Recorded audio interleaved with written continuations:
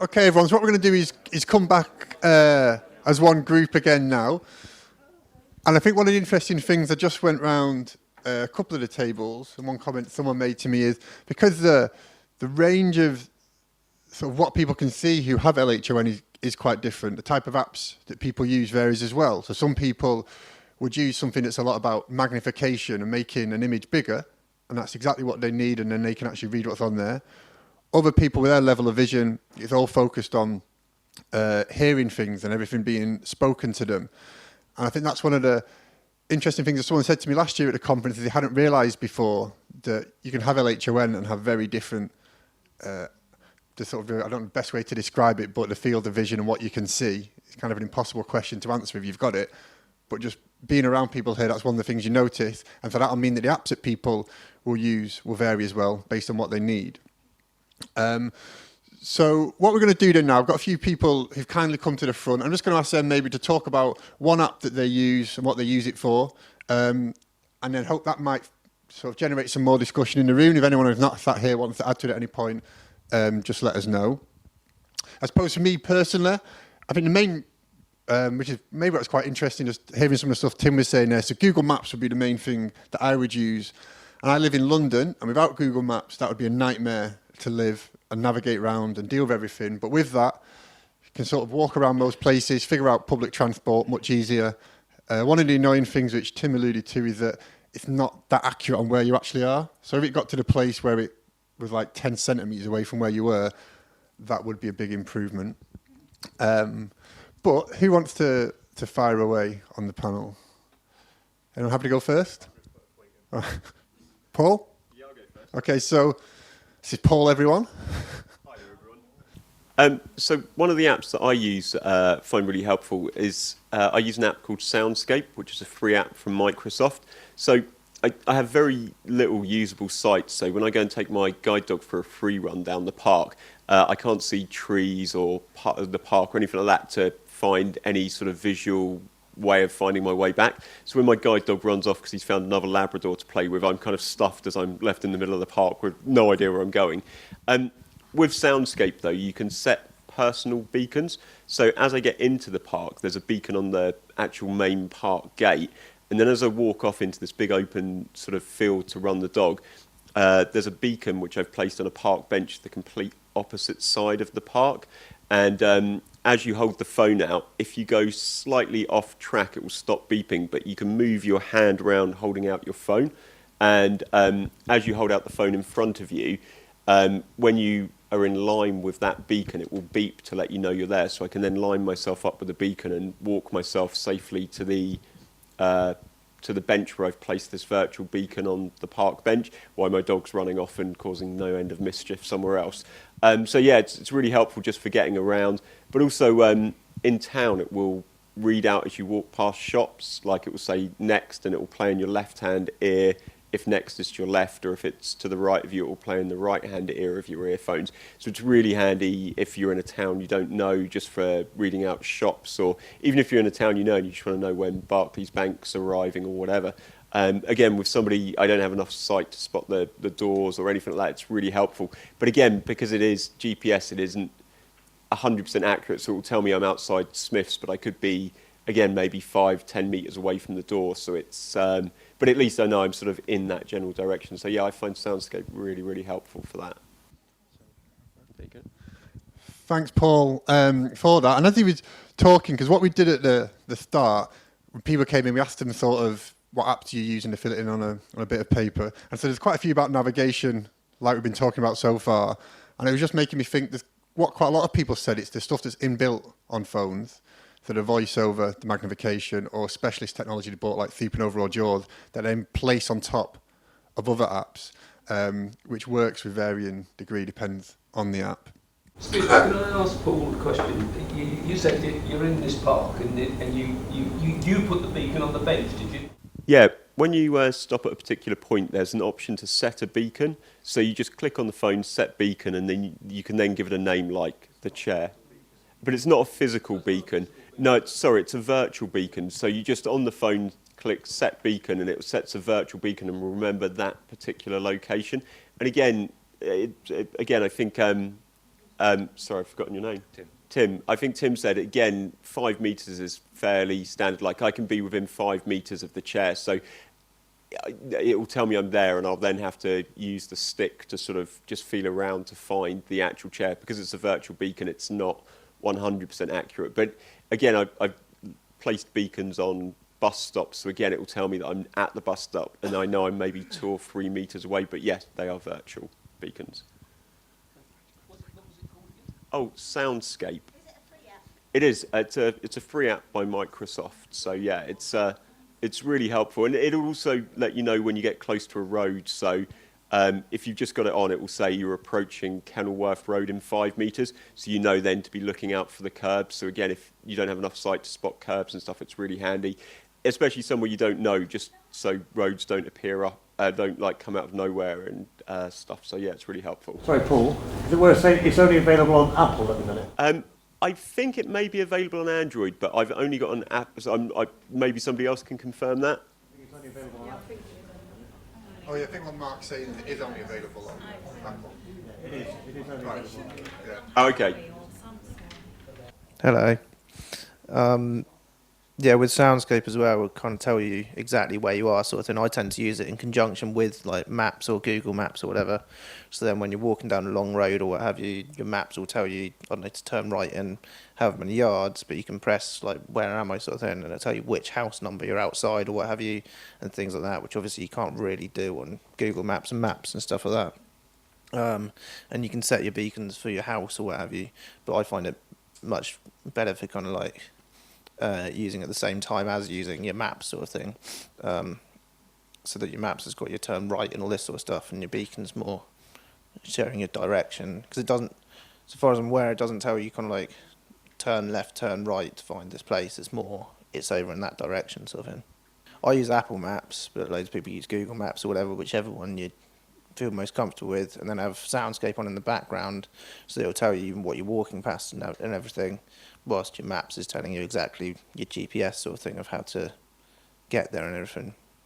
But yeah, and also obviously if you bump into someone with your, by that I mean like not literally bump into them, but you can like show them your phone and say like, where is this? What's the best way or whatever. Which isn't always the best idea, because sometimes they look at you and you think you're blind, you need to go the easy route, and it's like, no, I just need to know how to get there, like kind of like don't mind about, yeah. It's got quite a good tutorial sort of thing. So it walks you through it the first time you download it, and that it shows you everything that you can do with it. As Paul was saying, you know, it's kind of, it also, you can press a button like what's in front of me, and it will say like, I don't know, there's KFC this many yards, and there's a bus stop this many yards, and all this sort of stuff. And yeah, it's quite handy in that respect.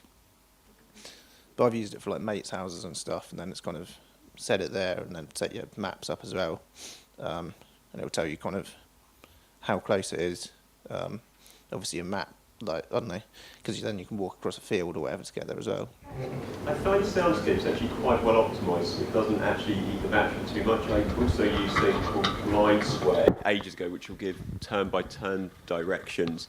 And Blind Square, I think that is a paid app. I don't really use it much anymore, but that does drain your battery. But Soundscape I find is actually quite good on battery drain. It doesn't drain it too much compared with some other apps that I use anyway. I think they tend to drain your battery less if it's oh hello. If it's like if the sound's coming out of the phone, then I think it uses more battery, whereas if your headphones and that, then I think it's less, although I could be talking rubbish. So I think Soundscape is an amazing outdoor experience, and I think it's GPS based. So actually, it's optimised not to use too much battery. So it is a pretty effective piece of kit. Is that something that you had to think about, Tim, with developing it, how much it drains battery? Yeah, absolutely. So, I mean, one of the things, I mean, we first developed the technology when I was at an engineering firm, and we had 50,000 samples of all the areas to get really accurate location. But actually, to get that work on an iPhone 7, which was our sort of benchmark, we wanted it to work on an iPhone 7 and better. And we dropped that down to 5,000 specifically in order to give people some battery at the end of the day to use the phone for other purposes. And that's very important to us. And actually, image recognition recognition. We've seen a number of examples of image recognition, which is an amazing technology. It kills your battery pretty darn quickly. So yeah. Is there a technical reason for favouring the Apple infrastructure over Android? Because there does seem to be quite a lot of apps that at least start on Apple, and many that stay there. I mean, this one's Microsoft, so they have no great affinity for Apple, but it seems they have no intention of porting this to Android. So I mean, Android is becoming more and more capable. The trouble with an Android environment, there's so many different types of phone that have implemented these things differently with different sensors in. So we've chosen Apple because it tends to be the phone of choice. It has been a phone of choice for vision impaired people for a number of years. But we know that the Google Pixel, however, is getting pretty darned good now.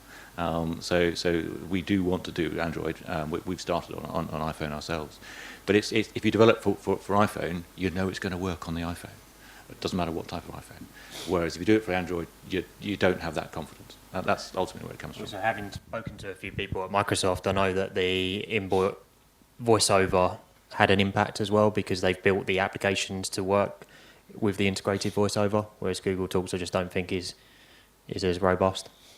So it's probably due to the amount of visually impaired people using Apple as well. So one thing we're going to do, because as I said, we collected information of people when we were coming in about the apps that they use. So Mark's just going to read some of these out, and then maybe if anyone on the panel or anyone in the room uses any of these, he might talk a little bit more about it. Just again, so to share the knowledge, because if there's another app that people haven't heard of, it might be interesting to hear a bit more about it, because these are the favourite ones people use. Okay, I'm going to struggle here with some of this because Karen's writing is pretty atrocious. Alethea, top marks. I can read yours. Well, someone had to at some point. Okay, so I'm gonna go through the apps that people have said that they particularly like using, and then for each one, I'll just, if they've made a comment on what they think would make it better if it was developed more, then I'll read that out as well. So the first one is iPhone magnifiers. The next one is Supernova. Is Supernova an app? No. Oh, that's okay. That's a PC-based software, I guess. The next one is phone. Oh, seeing all eyes. Seeing AI. Seeing, yeah. Sorry about that. Just to pause, does everyone know what seeing AI does? I think Rich was going to... Did you want to... Because that's what you Yeah. were talking about, wasn't it? I've got a little microphone thing here. Yeah, cool. Yeah, no, seeing AI is the one that I use the most at the moment, if I'm honest. So I've got a bit of a cold. Yeah, it's basically, it's got quite a lot of different functionality. One of the ones that I use the most is like a short text one where I use the camera and you point it at something and it'll read it straight away, sort of thing. So you don't need to take a picture or anything like that. I don't think it needs the internet, although I could be wrong in that respect. But yeah, you can just point it at, I don't know, something in your fridge or medicine bottle or whatever, and hopefully it'll read the label and that. And then you can take a picture of a large piece of paper and it'll OCR the whole thing, so read the whole thing. It can do, what else can it do? It can do like colour sort of things, so it can tell you which colour things are, which isn't always too accurate because that depends on the lighting sort of settings and stuff. But it can also do your light sort of thing, so it'll give a different tone for the light and how light things are.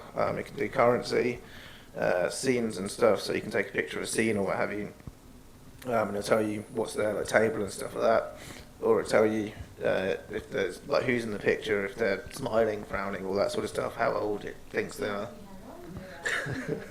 Yeah, it's usually not that accurate.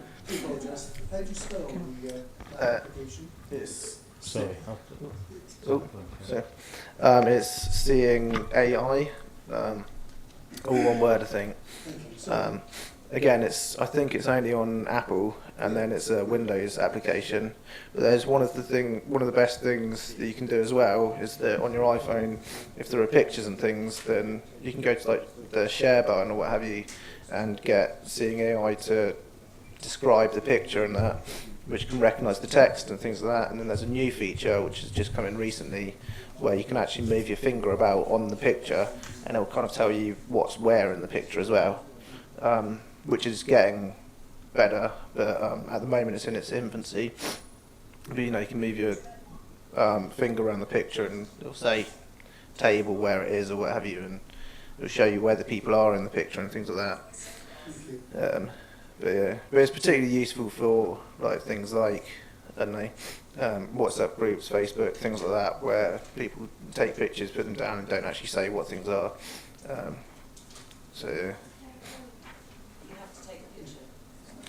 No, I mean, like if you've got pictures on your phone, like if there's people who've like put Facebook pictures or WhatsApp or whatever, Twitter and all that sort of stuff, then you can click the share button, send to Seeing AI, and it'll describe the picture basically.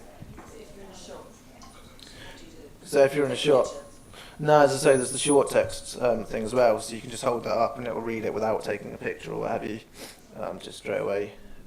Yeah. Another thing on the Seeing AI is it's got a product option as well, and you can hold the phone above a box or a tin, and it will beep when you get near the barcode. And if you hold it over the barcode, it will actually analyse from the barcode what the product is, and sometimes it will even give you information like ingredients and instructions as well on cooking. So it's really, really helpful. It doesn't work on every barcode, but it does tend to work on most of them. It can be a little bit frustrating sometimes finding the barcode, but when you do, you can get quite detailed information about the product that you're holding. So yeah, that's another really handy thing. And I think as well with you mentioned it can identify people. You can choose to, like if you photograph somebody you can name that person, and every time they appear in a photo, it will actually say like Tyler's in the photo because it remembers that face if you've given it a name. It does. It normally gets it right within about 3 or 4 years normally. No, it doesn't. Oh, okay. I'm not as old as it says.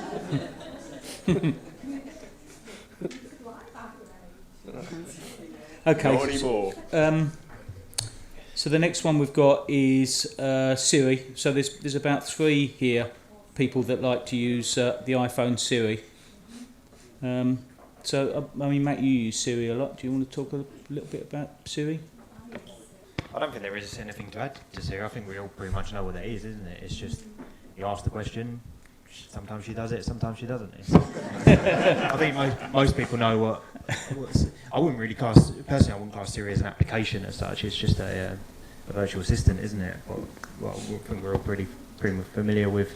I think what's become useful with the iOS updates for me is the more features that Siri can and can't do. So things like do not disturb on or off, or low power mode on or off, just things that normally on VoiceOver take ages to slide through. On every Apple update, I ask her more and more things, and some things she'll say it doesn't do that yet, but just to try and find out whether it can do it. So it used to just be, what's the time? That's what I think. That's what it started off as, or call mum, call dad, or whatever. But there's so much more functions now that it's getting a lot more useful. I know, I've got Apple AirPods as well, which works in conjunction with Siri. So that's really useful to Apple AirPods, wireless Apple headphones, which work in conjunction with Siri, which work really well to listen to music, turn volume up and down, and yeah. Can I ask a quick question? So, in terms of headphones and AirPods and so on, we've always sort of made the assumption in conversations that typically having headphones on is not a great thing to do when you're out and about, actually, because that includes quite a lot of information. How do people prefer to have their audio input given? Personally, I have one earphone in, so I can hear what's going on through one ear and hear what's going on my phone with the other. Okay. But I know some people are very against having any earphones in when they're out and about. So what happens, Paul, when you've got this one that tells you in one ear, if it's on the left, that you're going to miss all the information in your right ear? It does still read it out in both ears, but it's more predominant in the right. So you Yeah.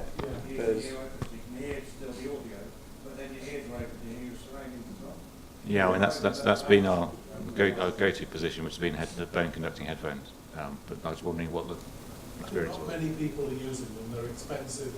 No, there's one of my friends uses bone conducting headphones and thinks they're great for wandering about and that. I tend to use the one earphone thing. If you are using your maps and stuff, then sometimes you will use both because it's not always talking and stuff. So it's it's more in the gaps and everything that you hear it. When I talk to you saying you're on a road, it's kind of like you're coming up to a road sort of thing. And yeah, it's a bit of trial and error. Okay, another one we've got down here. I haven't heard of this one before. Envision. That was your one, Mark. I think that you use quite a lot. It's Envision is basically it's Seeing AI, but for Android. So it's got pretty much all the same features as Seeing AI does, but for Android, not Apple. Hope that helps. Okay, so moving along the list, so we've got some more Seeing AI, Soundscape, Siri, and audiobooks. I mean that's an interesting one actually, the audiobooks, because I know you use that, Matt, don't you? And that's probably an important one for people if they want to keep on top of things and listen to books and listen to magazines and things. Does anybody else use audiobooks at all? Yeah, I use Audible. Yeah, I'm the same as Paul. I'd use Audible and download all the audio books on that. And then, so I've been using that for years. 'Cause I know some books you can sort of download in a Kindle and use a voiceover on, but it's much easier on Audible and having it read out to you and stuff. You said you use Audible as well, Paul? Yeah, I do. I've got loads and loads of books on Audible. Really good service and really accessible with voiceover. So. And I think that's an important thing as well, like with some apps, how accessible they are with voiceover. But yeah, that's one of the good things about Audible. It's really easy to use in terms of accessibility as well. Was that sorry? Talkback. Oh yeah, I was going to say what is Talkback. There you go, the Android version. Okay, we've got another one here, Big Launcher.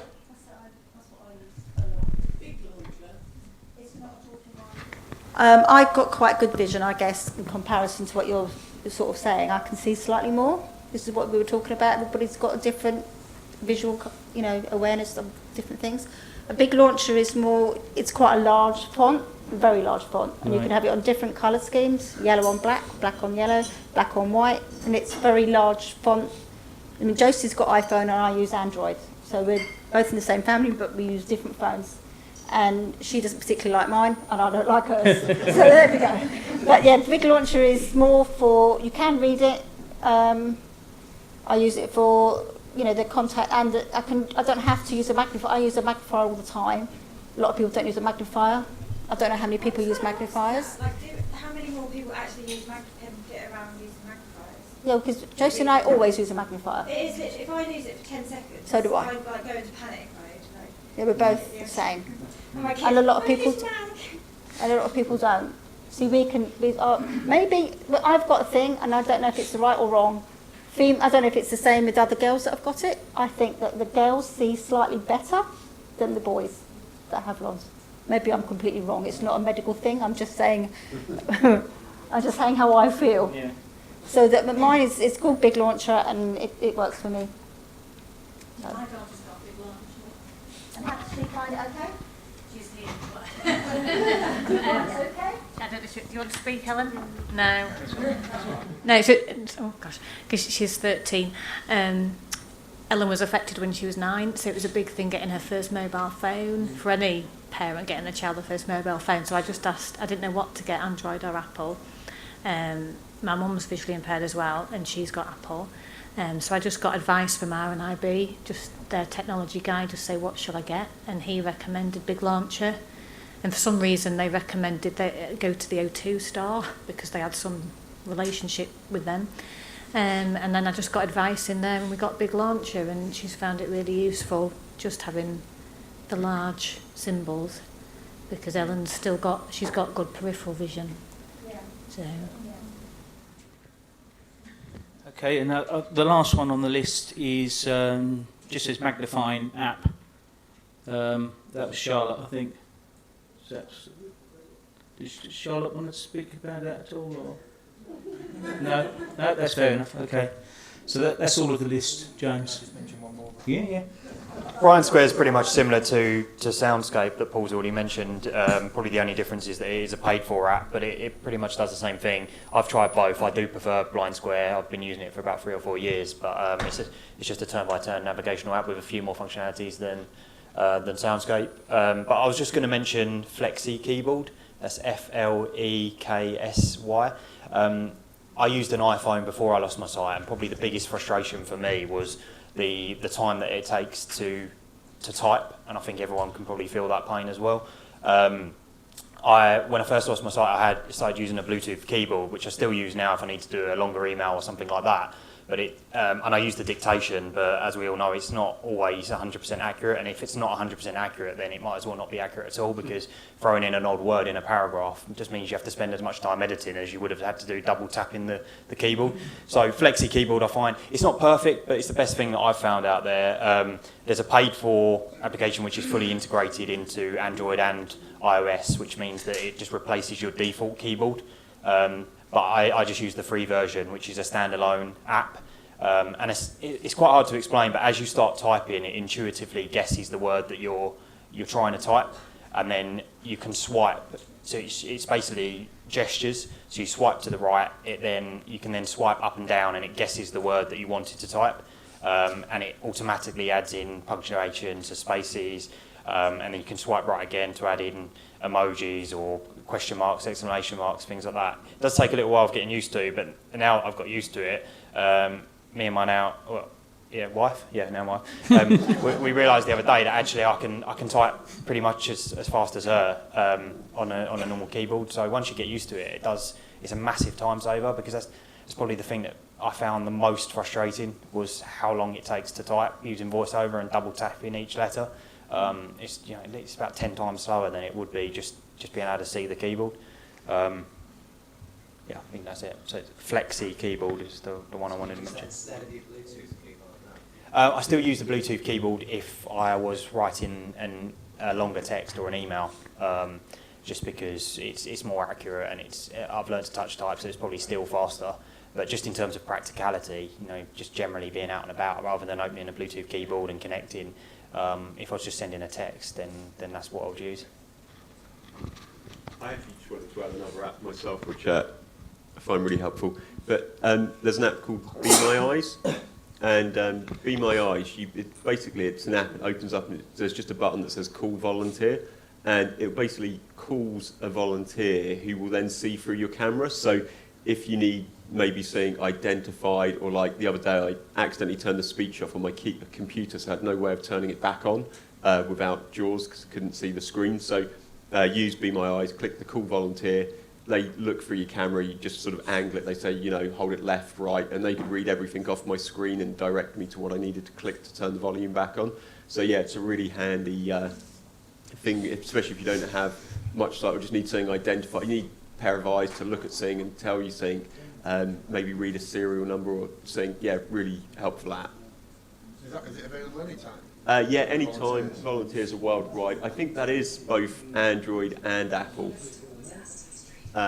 They'll basically you just get a real person answer, and they'll just see through your camera and help you with whatever you need for a few minutes. I was just saying, there's also an app, Error, I think it's called, which is the paid version of Be My Eyes, where it's basically, rather than volunteers, it's paid employees, I think. So it's more of a subscription paid version, I think. And I think you get a pair of glasses with a camera sort of thing as a part of it. I'm pretty sure that's UK as well as US or whatever. But I don't know too much about that one. In terms of the magnifier stuff as well, I don't know if the best magnifier sort of thing. So I tend to just use the magnifier on your iPhone if you're using magnifier. Because there's lots of built-in magnifiers and stuff. But, yeah. Tim, one of the questions that came off the table over there when we were just sitting watching the videos was, with Waymap, will it be able to actually recognise or tell you if an escalator is going up or going down? Well, if it's guiding you there and you pick the wrong one, it could be a little bit. Yeah, yes, going the wrong way. So yes, one of the things that we do is we have a good map of the building, and it's linked to live information. So if facility management turns an escalator off or changes the direction, we will know that in the app, and we can direct people around that. And so actually what we're seeing in a lot of smart cities at the moment is that there will be a web API, which is basically information available to developers that automatically tells you, for example, if an escalator has been turned off in a particular railway station or tube station. So how do you so a building like this, how would you go about mapping a building like this for use with the app? Well, I mean, you hope that they've got on file somewhere a map of the layout of the building. Otherwise, you have to walk about and survey it like you would a normal survey. Right. And that takes a little while to do. But if you've got a digital map, a building like this, if it's been built in the last probably 50 years, it will almost certainly have a picture somewhere. And we can use an old drawing, and we can overlay on top of that the data that we need. Right. So it takes a couple of days to map a building into the information that we can then use, and then that once we've done it once, unless you change the layout of the building, then that's fine. And then if you have information around your lifts or your escalators, or if you want to put a problem where you've got a spillage or you've had to reroute people around, that becomes live information that people can then, the facilities manager of that building then manages. So this is why at the moment our primary focus is big public spaces. It's less of a focus on the private and the small, but that will change. I think as we can scale up and do more and more, we'll provide these services for people to put in their own smaller restaurants or in their own small, even homes, if that's useful. Can I actually just give one more app, and this will be my last one, I promise. It's a Oh, that's it. It's a different one. Okay. So it's a fairly new one, and it's not. It does have its errors where it's fairly new, but there's an app called Clue, spelled CLEW, and basically it uses both the camera and GPS, and it will remember your exact path you took and guide you back on a path. So, for instance, I could start it at my hotel room and walk all the way to the elevator, and it will remember my route. So then when I come back from the elevator, as I leave the elevator, it will tell me turn a little bit left, now turn right, and it will tell me turn by turn the exact route that I walked on the journey. So it's really handy if you're somewhere really complex. Like, I probably could have used it to get to my seat, like if I'd asked it to start recording, and it would have guided me like turn right when I get to the end. It wouldn't have said table, but right, and then now turn right again. And it will just remember the exact path you walk. But like I say, it is still in its infancy, so it has a few mistakes, but it looks like it could have some potential for working. It's the one that took you to the wrong room. It is the one that took me to the wrong room, so yeah. And tried Not to the service lift. And tried to guide me down the service lift. So like I say, it has got a few errors, but it's an interesting one. How do you hear about all of these problems? Just through the Clue and Soundscape my girlfriend told me about. I've no idea where she heard about them from. And other ones are just through various blind people that I know that have just mentioned them, or through audio game sites that I belong to where people are talking about technology. Because looking at this Clue has only been available, hasn't it, for a month or two? Yeah, exactly. It's a new app, and I think that's the interesting thing. Like somebody else pointed out, like it's amazing what is around with apps. Like I lost my sight 15 years ago, and back when they had old Nokia brick style phones, and there was very little in the way of accessibility. And it's now crazy to look at an iPhone and see all the apps that you can use and how accessible they are just out of the box. It's just amazing. There's lots of groups on Facebook and Twitter and social media sort of thing, which is where I tend to hear about most of the stuff. So there's like iPhone apps for the visually impaired, I think is one that I'm part of and check back on every now and then. And then, as Paul was saying, there's like, I don't know, iPhone games for visually impaired and stuff like that. And just random groups that you can join, which just mention things as they come out and kind of discuss, is this useful, is this not useful, sort of thing. So one of the places most often is called Blind Tech. They do really good sort of coverage quite regularly about new technology, new apps, all sorts of things. So everything here that Mark said, one called Blind Tech, which has the most regular update. I think there's Apple Viz It's like quite a big website and like quite a big group of people who test stuff. And with that as well, I think there's Apple Viz, the website and things. They look at stuff not just from this is designed for blind people and visually impaired people. It's also look at other apps and stuff and kind of say how accessible things are and kind of rate it on whether it's accessible for if you're using VoiceOver, if you're fully blind, or if you're partially sighted and you can use some stuff. It kind of like rates things on different accessibility sort of thing. There's like podcasts and things you can listen to as well, which there is an Apple Viz podcast which talks about games and new apps and stuff like that. I think there's Cool Blind Tech's another podcast, and then there's a few different ones that are out there which you can just look at. There's one called VI Talk and VI Talk Sport, which has thousands of VI followers. It's all on Facebook, but it's very, very, very informative. It's certainly got all the latest, weekly updates. And just on this, is there anyone else in the room who has an app that we haven't spoke about that they'd want to share? Because I think one of the really good things that people have been talking about so far, I've seen people asking questions and downloading them and writing them on the phone, writing them down, stuff they want to follow up. So for me, the one Matt was talking about that would help you type as quickly as everyone else, I'd never heard of. I would love to have, because yeah, it's really frustrating trying to type really slow. You dictate messages. People you speak to a lot of just to learn to either decipher the message, or you just have to learn to do it again, which, like Matt says, takes twice as long. So yeah, anyone else in the room, any apps we haven't mentioned you'd want to mention before we wrap up this section? Synaptic software, which is, has anybody used Dolphin Guide? No? Super new. So it's a menu-driven system. So rather than using small icons on the screen, it's speech software driven by menus, so that it's all step by step. It's very simple to use, very simple to learn. So for people that are beginners on smart technology, it's quite a good way to sort of get into it.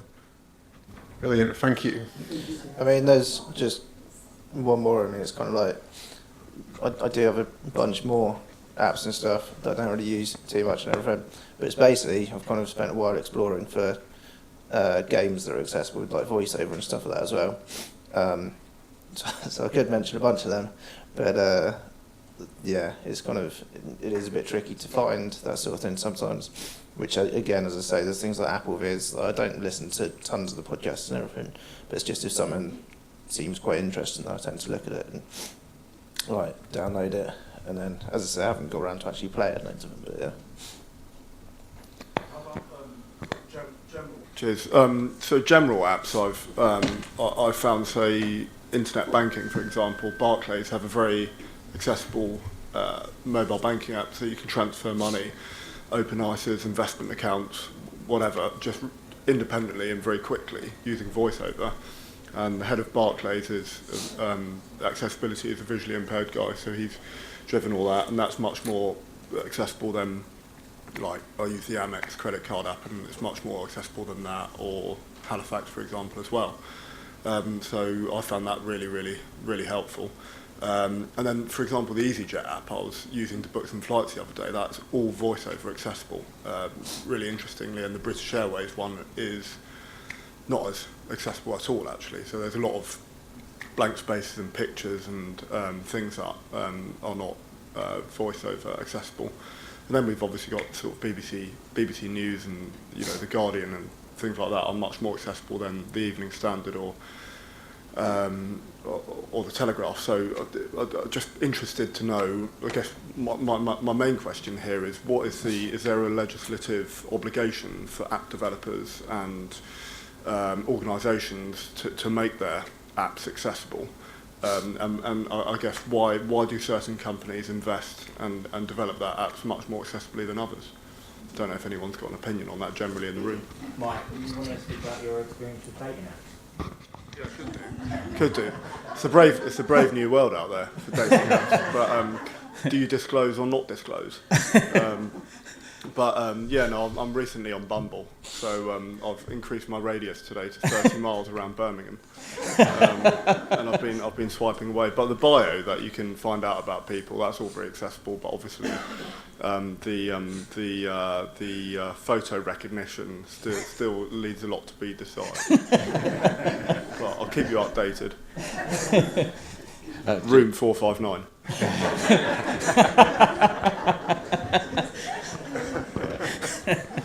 A special type of virtual waypoint, virtual beacon, I think. So just on the legislation, so we're doing quite a lot of work in the US at the moment, and I think if you're a public body in the US, you have a commitment, that you have laws that you have to provide things that are accessible, particularly digitally. And I think that is coming more to the UK. I don't think it's quite as prevalent here. So we're getting a lot of traction in the US because of that, which in many ways for us is great. And I think we could do with some more in Europe and the UK.